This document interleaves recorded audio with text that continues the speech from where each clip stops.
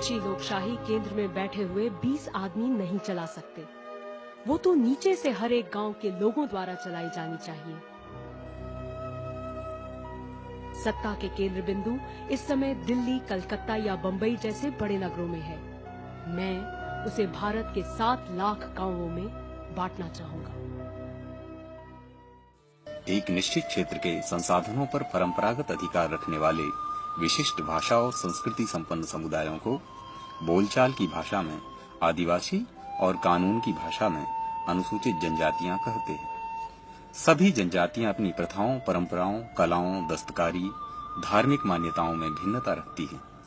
शैक्षणिक और तकनीकी आर्थिक विकास में कमी आदि मानदंडों से इन्हें अलग अलग जनजातीय समुदायों के रूप में वर्गीकृत किया गया है। संविधान में इन्हें विशेष दर्जा हासिल है।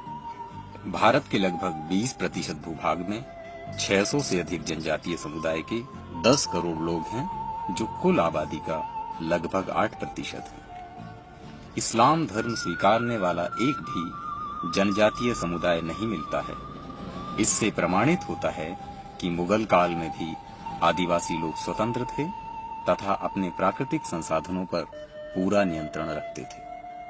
अंग्रेजी शासकों ने जब कानून बनाकर जल, जंगल, जमीन पर अपना अधिकार जमाना शुरू किया तो जनजातीय समाज ने इसका डटकर प्रतिरोध किया। 1778 में छोटा नागपुर के पहाड़िया सरदारों ने अंग्रेजी शासन के विरुद्ध विद्रोह किया। उसके बाद 1784 में कोली बगावत और भारत के अलग अलग क्षेत्रों में तमार विद्रोह, कोवा बगावत, भील विद्रोह, खेड़वार विद्रोह, संथाल विद्रोह, नायक विद्रोह, नागा विद्रोह आदि असंख्य उदाहरण हैं जिनमें जनजातीय समुदाय ने अतुलनीय संघर्ष और बलिदान किया। 1857 के महान स्वाधीनता आंदोलन में अगुवाई के लिए गोंडवाना के राजा शंकर शाह और रघुनाथ शाह को ब्रिटिश शासन ने तोप के मुंह में बांधकर उड़ा दिया था।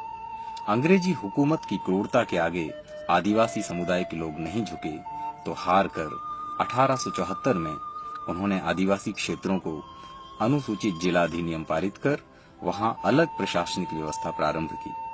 अन्य क्षेत्रों पर लागू कानूनों से उन्हें मुक्त कर दिया गया। 1935 में गवर्नमेंट ऑफ इंडिया एक्ट पारित हुआ, जो आज के हमारे संविधान का आधार है। गवर्नमेंट ऑफ इंडिया एक्ट जो 1935 में बना था, उसमें उन्होंने चैप्टर 5 में एक पार्शियली एक्सक्लूडेड एरिया और एक्सक्लूडेड एरिया इस प्रकार के 2 क्षेत्र बनाए और उन क्षेत्रों को वो सारे जनजातीय समाज के क्षेत्र थे। और ये कहा कि उसकी धारा जो 92 थी उसमें कहा गया है कि इन क्षेत्रों में जो सेंट्रल और स्टेट के कोई भी कानून लागू नहीं होंगे। इसका मतलब यह है कि आदिवासी क्षेत्र जो थे वो अंग्रेजी हुकूमत के उन तमाम कानूनों से मुक्त थे जो जल, जंगल और जमीन को लूटने के लिए अंग्रेजों ने बनाए थे और जिनसे पूरे भारत को गुलाम बनाया गया था। तो आदिवासी समाज अंग्रेजों के गुलाम नहीं बने। इसके बाद ये हुआ कि जब हमारा संविधान बना तो उसी चैप्टर 5 को गवर्नमेंट ऑफ इंडिया एक्ट के भाग 10 में रख दिया गया और उसमें अनुच्छेद 244 में ये प्रावधान किया गया कि आदिवासी क्षेत्र हैं वो 5वीं और 6ठी अनुसूची में बटेंगे।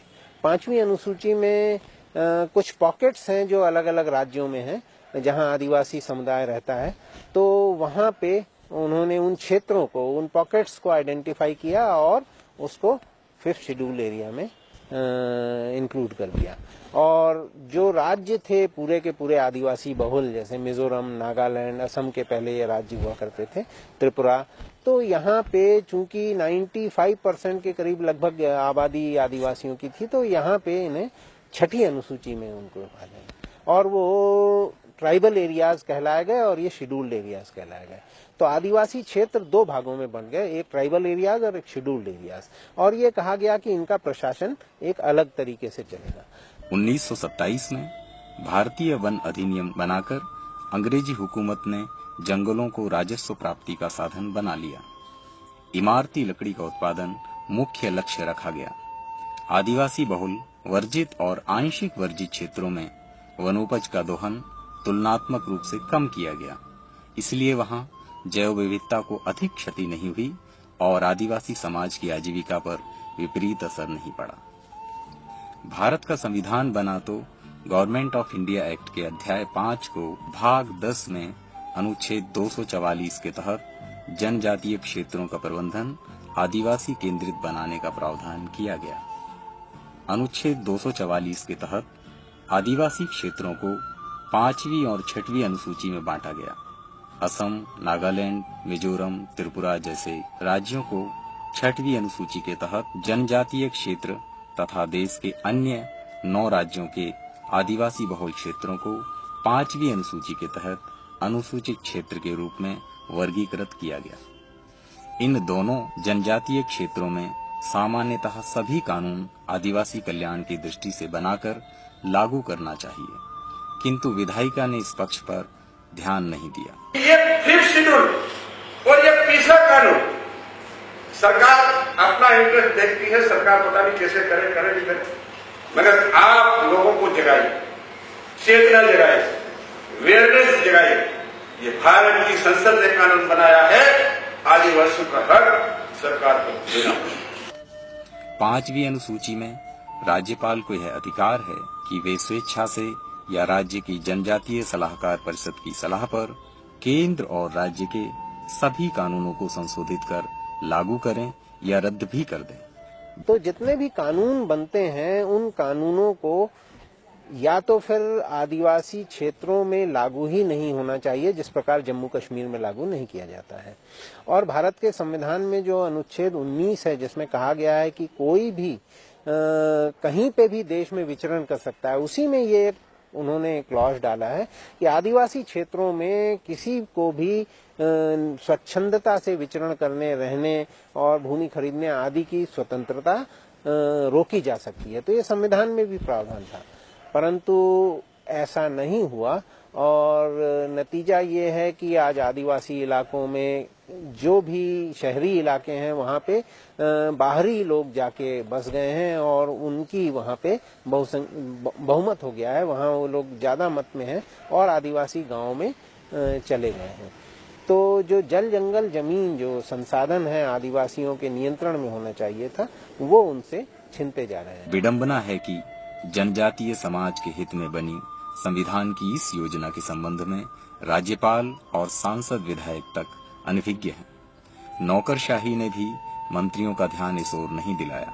नतीजा यह है कि गुलामी के जिन कानूनों से अंग्रेजी हुकूमत ने जनजातीय समाज को मुक्त रखा था, वे सभी कानून स्वाधीन भारत की लोकतांत्रिक सरकारों ने उन पर लाद दिए। जनजातीय समाज इस गफलत के कारण आजादी के बाद गुलाम बन गया।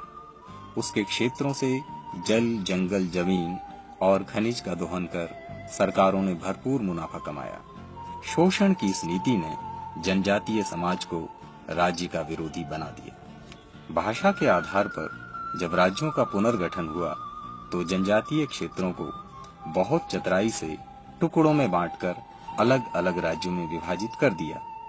आदिवासी राज्य गठित कर वहां उनका बहुमत कायम कर दिया जाता तो उनकी दुर्गति नहीं होती। राज्य जो बने हैं वो भाषा के आधार पर बने।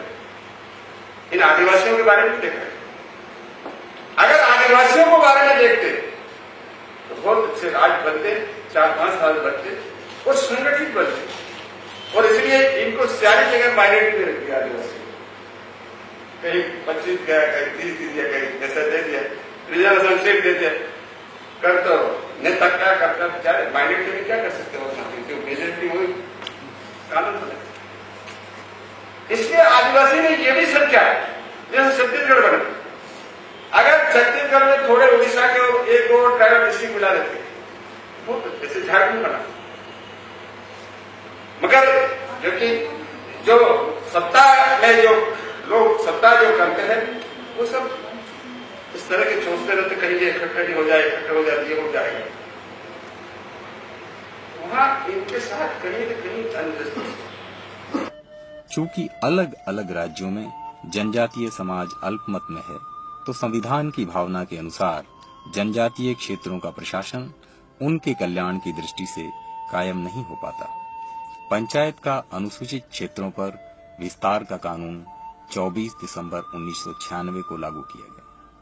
भूरिया कमेटी की सिफारिश के आधार पर नगर पालिकाओं का अनुसूचित क्षेत्रों के लिए विस्तार का कानून आज तक नहीं आया। पंचायत के विस्तार कानून को PESA panchayat extension act for scheduled areas के रूप में जाना जाता है। पेसा कानून में जनजातीय समाज की ग्राम सभा सर्वशक्तिमान है। अपनी परंपराओं और रूढ़ियों के अनुसार विवाद निपटाने तथा अपने प्राकृतिक संसाधनों का परंपरागत ढंग से प्रबंधन करने का अधिकार ग्राम सभा को प्रदत्त है। अगर ग्राम सभा गांव के लोग बैठ के फैसला कर देंगे, कोई झगड़ा नहीं होगा, वो फैसला सही होगा। इतने विश्वास के साथ ये इनकी परंपरा।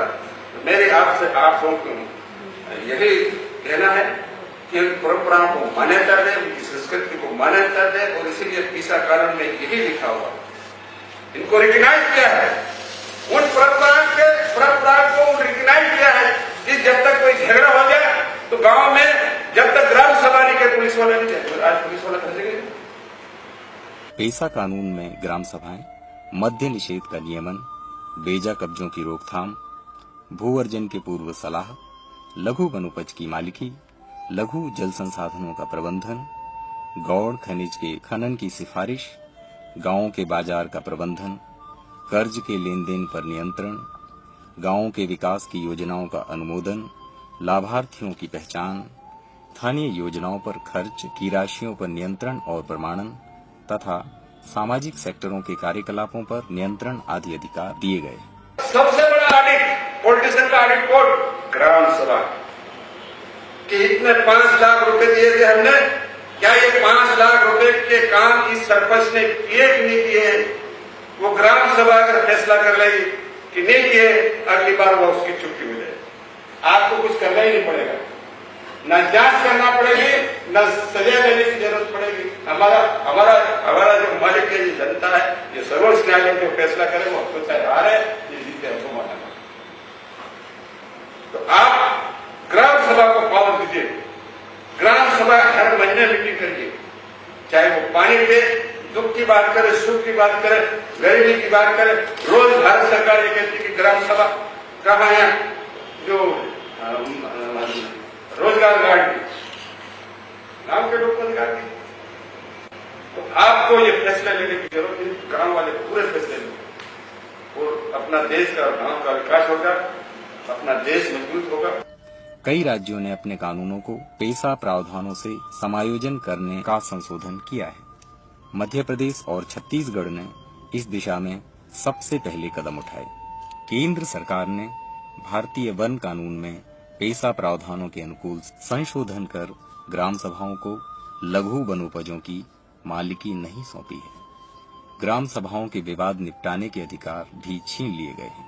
अब स्थिति यह है कि पेसा कानून में ग्राम सभाओं को तो ये हक है कि वो आदिवासी समाज की परंपराओं और रूढ़ियों के अनुसार उनके विवादों को निपटाएंगे, परंतु अभी केंद्र सरकार ने एक ग्राम न्यायालय कानून लागू कर दिया है और उस ग्राम न्यायालय में हमारा जो British system of administration of justice है, जो न्याय का जो ब्रिटिश तरीका है, उसी का एक्सटेंशन गांव में कर दिया गया है और वही सारे कानून जो पूरे भारत में लागू होते हैं, उन कानूनों को उनके जो मोबाइल कोर्ट्स हैं वहाँ के जजेस जाके वहाँ उनका निपटारा करेंगे। तो अब आदिवासी की परंपराओं और रूढ़ियों के अनुसार उनके विवाद निपटें, ये जो हक पहले ग्राम सभाओं को दिया था, वो सारे अधिकार अब ये ग्राम न्यायालयों ने ले लिए हैं और उसके कारण ये है कि अब आदिवासी फिर से उसी झंझट में फंस गया है जिसमें कि वो अपनी परंपराओं और रूढ़ियों के अनुसार अपना जीवन चला रहा है, किंतु हमारी जो अंग्रेजी हुकूमत के द्वारा बनाए गए जो कानून थे और बाद में भी जो कानून बने हैं जिनको कि आदिवासी समाज को ध्यान में रख के नहीं बनाया गया, तो उन कानूनों के नजर से उनको अपराधी घोषित कर दिया जाता है। अनेक राज्यों में जनजातीय क्षेत्र 5वीं अनुसूची में शामिल नहीं है। ऐसे क्षेत्रों में आदिवासी उप योजनाओं के तहत जनजातीय कल्याण के कार्यक्रम चलाए जा रहे हैं। सभी जनजातीय क्षेत्र 5वीं अनुसूची के तहत लाए जाएं, ऐसी मांग आदिवासियों द्वारा उठाई जा रही है। केंद्र सरकार ने समय समय पर जनजातीय समाज के हित में अनेक फैसले लिए, नीतियां बनी, किंतु उन्हें ठंडे बस्ते में डाल दिया गया। पेसा कानून को प्रभावशील बनाने के लिए पंचायती राज मंत्रालय ने डॉक्टर BD शर्मा कमेटी गठित कर आदर्श नियम संहिता बनाई और पेशा प्रभावित 5वीं अनुसूची वाले सभी 9 राज्यों को भेजा है। आदर्श नियम संहिता के अनुसार राज्यों ने पेशा कानून के तहत नियम नहीं बनाए और पेशा कानून कागजों तक ही सीमित कर दिया गया है। प्रधानमंत्री ने 55वीं राष्ट्रीय विकास परिषद को अपने संबोधन में जनजातीय असंतोष दूर करने के लिए पेशा और वनाधिकार कानून के प्रभावी क्रियान्वयन पर जोर दिया। नक्सल प्रभावी राज्यों के मुख्यमंत्रियों को अपने संबोधन में केंद्रीय गृह मंत्री ने जनजातीय समाज को लघु वनोपज पर अधिकार देने और पेशा कानून पर अमल करने का निर्देश दिया और कहा कि इससे नक्सलवाद पर अंकुश लगाया जा सकता है। पेशा कानून लागू होने के 15 वर्ष बाद मध्य प्रदेश में 5वीं अनुसूची वाले क्षेत्रों में पदस्थ अधिकारियों और जनप्रतिनिधियों को पेशा कानून का प्रशिक्षण प्रारंभ किया गया। अन्य कई राज्यों में अधिकारी, जनप्रतिनिधि और मीडिया कर्मी भी इस कानून के संबंध में अभी तक अनभिज्ञ हैं। जनजातीय क्षेत्रों में ही देश के अधिकांश जल, जंगल और खनिज हैं। सरकारें उन्हें स्थानीय समाज को नहीं सौंपना चाहती। उच्चतम न्यायालय ने समता प्रकरण में स्पष्ट व्यवस्था दी है। जनजातीय क्षेत्रों के संसाधन स्थानीय समाज के हैं, परंतु सरकारें इसे नहीं मान रही। देखिए, पेशा जो कानून बना है 1996 में, उसका उद्देश्य ये है कि अनुसूचित क्षेत्र में किस तरह से सुशासन लागू हो सकता है। पेशा सुशासन के बारे में बात करता है और पेशा का जो महत्व है वो ये है कि पहली बार पेशा ने गांव को परिभाषित किया और दूसरा चीज ये है कि ग्राम सभा को सर्वोच्च पद जो है वो दिया। लेकिन 16 साल हो गया है इस कानून को बनते हुए। पूरे भारत के 5वीं अनुसूची के 9 प्रदेश में ये कानून सही ढंग से लागू नहीं हुआ और नियम भी नहीं बने। इसके कारण पेशा जो है, पेशा के इतना बड़ा महत्वपूर्ण कानून ये लागू नहीं हो पा रहा है। और इसके पीछे सोच ये है क्यों कानून नहीं बन पा रहा है, इसलिए कि पूरे अनुसूचित क्षेत्र में संसाधन भरा हुआ है। ये पूरा जो है रिसोर्स रिच एरिया है और इस इलाके में आप देखेंगे कि पूरे देश के 80% पानी का स्रोत है, 80% जंगल है ना। और खदान आप देखेंगे तो खदान जो है करीब 92% आयरन ओर है, 100% बॉक्साइट है, 100% यूरानियम है, कोयला 80% है।